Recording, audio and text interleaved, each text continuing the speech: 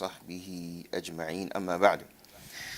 Alhamdulillah, we reached the 30th benefit from the benefits of dhikrullah subhanahu wa ta'ala in the book entitled Wabil al-Sayyib wa-Rafi' al-Kalim al-Tayyib, the book entitled Shower of Good Utterances, or translated to be also as the invocations of God. And we reached the 31st benefit. فقال ابن القيم الجوزية رحمه الله تعالى الحادية والثلاثون أنه أيسر العبادات وهو من أجلها وأفضلها. Ibn al-Qayyim says that it is from the easiest of worship, easiest forms of worship, and although it is from the strongest and best forms as well.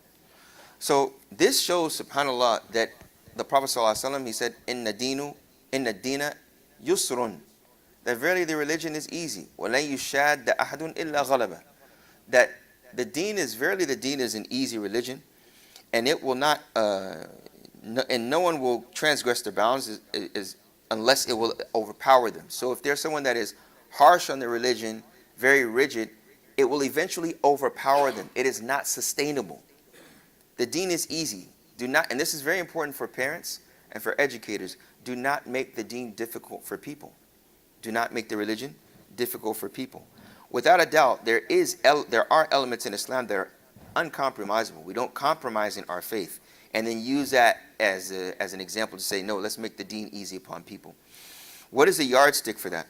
Whatever there is consensus of the scholars upon in issues of fiqh, whatever there is consensus of scholars upon, there is no wiggle room to say, okay, well, we don't have to follow. Yes, there is consensus that Jum'ah is obligatory upon men.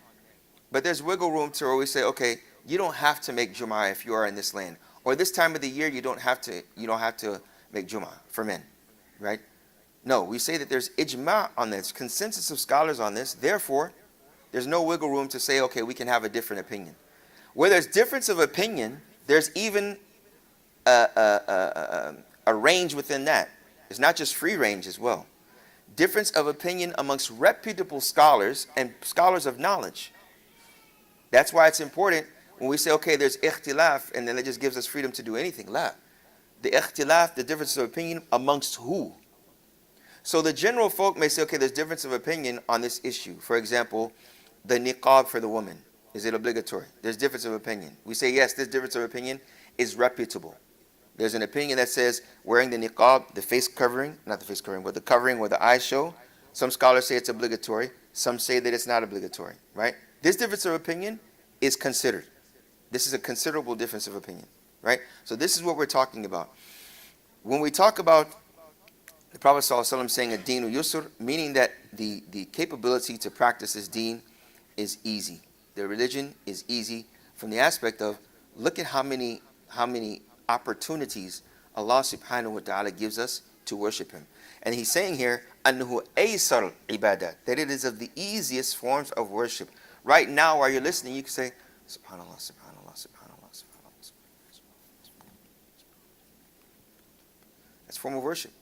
And huwa min ajalliha, and it is from the greatest forms of worship. That shows you Allah subhanahu wa ta'ala gives you so many opportunities to worship Him, to be grateful to Him, whether they're easier forms of worship or whether they may be difficult. And that's paraphrase. That's speaking particularly on the person, because, for example, fasting Mondays and Thursdays may be fairly easy for someone, but it may be fairly difficult for someone else. So if we use that type of analogy with other forms of worship, praying tahajjud may be easy for someone, and it may be difficult for someone else. Praying Fajr may be easy for someone, may be easy for Ahmed, and difficult on Khadija, for example, right? This is why it's important. So yes, the action of worship has its own virtue, but the Muslim should always challenge themselves and do actions of worship that they have never usually done before, to challenge themselves and to receive reward. Because even though the scholars still say, al-jaza'u min jinsil amal, that the reward is contingent upon the intensity of the action. The intensity of the action is contingent upon two things. Who can tell me? The intensity of the action is contingent upon two things. The intention. Say again? That's the niyyah. That's the, that's the niyyah. That's still the niyyah. That's still niyyah. That's still sincerity.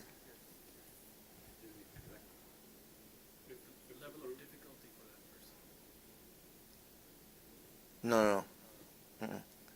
The level of difficulty, well, that could be, we're talking about the action being accepted. Well, yes, I'll say yes to that. I'll say yes to that. We'll get to that. What were you going to say? If it's in line with the sunnah. أخلصه وأصوبه.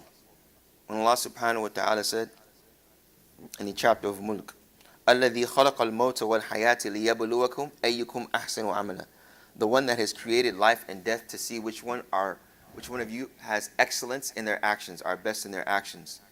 قال فضيل بن عياض, scholar from the past and aesthetic from the past, he said, يعني أخلصه وأصوبه. The one that is the most sincere and the most correct. Sincerity and correctness, it's in line with the sunnah. I don't say I want to pray 6 times a day and that's 6 times obligatory. No, that falls into what? Falls into what? Bid'ah. Or someone says, I want to pray 5 rakats because I feel better. 4 rakats was not good enough for me. 5 for dhuhr. Right? He may have what? He may have ikhlas. But he didn't what? He didn't follow according to the sunnah. Right? But when you talked about the intensity, which is actually more precise of an answer, the intensity of the action, so even though you have those two, you're praying dhuhr, 4 rak'at, you're thinking about Allah subhanahu wa ta'ala, you're thinking about anything in life and you're connecting it to the names of attributes of Allah, but that even in and of itself has a range. There's sometimes you're thinking about Allah, you're thinking about the time you almost passed away, or a relative that's passed away, or Allah has guided you to Islam, even you weren't Muslim or became Muslim, or you are Muslim and you got a little better, but you're thinking about the name Al-Hadi at the moment. Alhamdulillah, Allah guided me to Islam. But then you start to think a little more. Allah guided me to Islam. I remember that day that I chose not to do this, and I remember what I said. I remember how my friends reacted. You're literally picturing it in your mind. Think, Alhamdulillah, Alhamdulillah, Allah has guided me. So many levels of that khushu', the intensity. It is much more intense of sincerity. And that's the same with dhikr of Allah. When we say Alhamdulillah, somebody's just saying Alhamdulillah. But they're thinking about a television show they're going to watch when they go home. They say Alhamdulillah and they think about, I got to go put gas in the car. Alhamdulillah, Alhamdulillah. Gas, got it. Alhamdulillah, Alhamdulillah. Somebody else right next to them is thinking Alhamdulillah, mashallah, my children are on the right track. Alhamdulillah. Someone right next to them is saying Alhamdulillah, and they're thinking how they were just saved from some type of sickness, or they just got out the hospital. Different levels, right? So the same thing with dhikrullah. Just by saying Alhamdulillah, the intensity of your, but behind that is azim jiddan, and that's why I said afdaluhu afdalu ajalliha wa afdala. قال الثانية والثلاثون أنه غراس الجنة. The Prophet ﷺ said that this is the plants the trees in heaven. أنه غراس الجنة. That it plants the trees in heaven. Because the dhikr, the Prophet ﷺ mentioned in hadith that the one that mentions the name of Allah subhanahu wa ta'ala, I think it's if they say subhanallah, then it's a means of planting a tree, a seed for them would plant a tree in Jannah. Which is another proof to show that just mentioning the name of Allah subhanahu wa ta'ala is a means of investing in your afterlife by just saying it with pure, intense intention. And that's the hadith here where it says فَقَدْ رَوَى التِّرْمِذِيُّ مِنْ حَدِيثِ أَبِي الزُّبَيْرِ عن جابر بن عبد الله رضي الله عنه عن النبي صلى الله عليه وسلم قال سبحان الله وبحمده غرست له نخلة في الجنة. He said Subhanallah, he said man قال, whoever says Subhanallah وبحمده, whoever says Subhanallah, glory to Allah and his praise, that a plant will be khatun, a nakhla, like a palm tree, will be planted for him in Jannah. A palm tree will be planted for him in Jannah. Now in with this last one, he said, الثالثة والثلاثون أن أن العطاء والفضل الذي رتب عليه لم يرتب على غيره من الأعمال. أن العطاء والفضل, that the giving, what has been given, and the virtue that which is a result of that, رتب عليه, result of that making dhikr, لم يرتب على غيره. There is no type of other action from the actions that result in this type of greatness and fadl and gift that Allah has given. And then he mentions the hadith of the Prophet ﷺ, where he said, عن أبي هريرة رضي الله عنه أن رسول الله صلى الله عليه وسلم قال من قال لا إله إلا الله وحده لا شريك له له الملك وله الحمد وهو على كل شيء قدير في يوم 100 مرة كانت له عدل 10 رقاب وكتبت له 100 حسنة ومحيت عنه 100 سيئة وكانت له حرزا من الشيطان يومه ذلك حتى يمسي ولم يأتي أحد بأفضل مما جاء به إلا رجل عمل أكثر منه ومن قال سبحان الله بحمده في يوم 100 مرة حطت خطاياه وإن كانت مثل زبد البحر. The Prophet ﷺ says here, whoever says La ilaha illallah wahdahu la sharika lah, there's no one worthy of worship of Allah, he has no partners.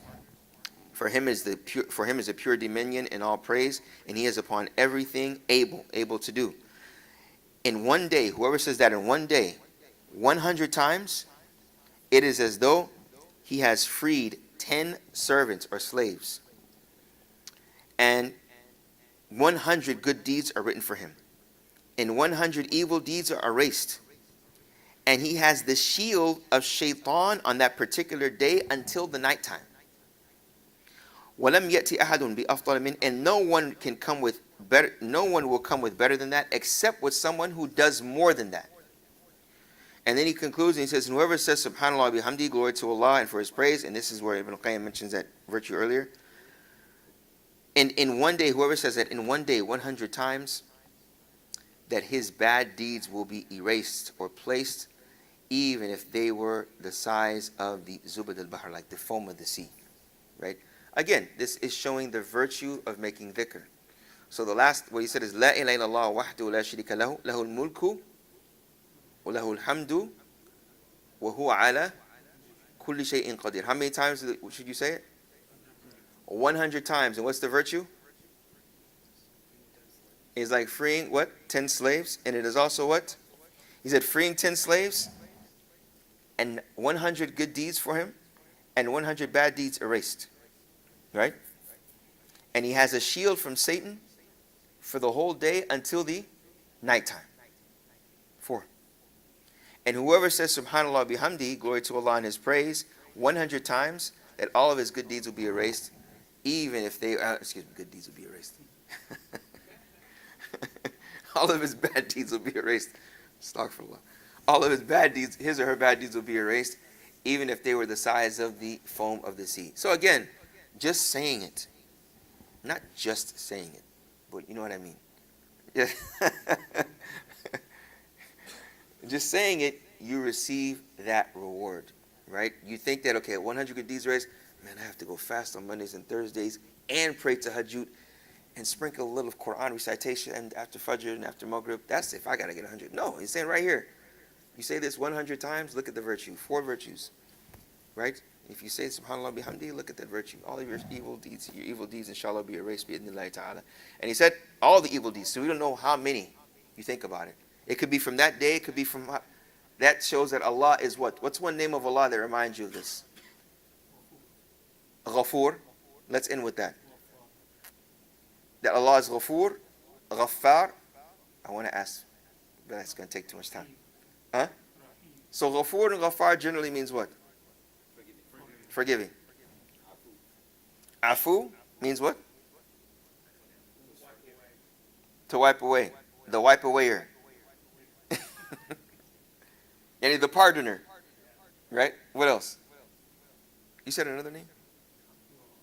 Rahim. The merciful. Okay?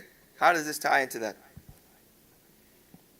If he erases one... It makes it so easy for us to get the good deeds, to wipe away the bad deeds, just with a few sayings of the tongue, something you can do driving, something you can do sitting, anytime, just to get those deeds shows His mercy and His ability to easily give us reward. Okay?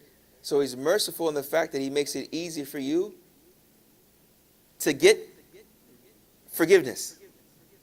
You see the connection? Right? That's the beauty of the names and attributes of Allah. Yani, His merciful sharia and His mercy is that He makes it easy for you to mention Allah, to where if you do it 100 times, you get so much reward. And from that reward, you receive forgiveness. Right? And there was the other name that was mentioned. Oh, Afu. Right? حُطَّتْ عَنْهُ خَطَايَاهُ. It is as though it didn't even happen. حُطَّتْ يعني يُعْفَى عَنْهُ. يُعْفَى عَنْهُ. And حُطَّتْ like it's to place down. It could be understood that it's to place. Because Ghafur means that it was covered. And some scholars like Ibn Qayyim mentions there's a slight difference between Ghafur and Afu. Ghafur means that it's covered. The existence is still there. But Afu means it's like muhya. It's like totally erased. It's gone. It's eradicated.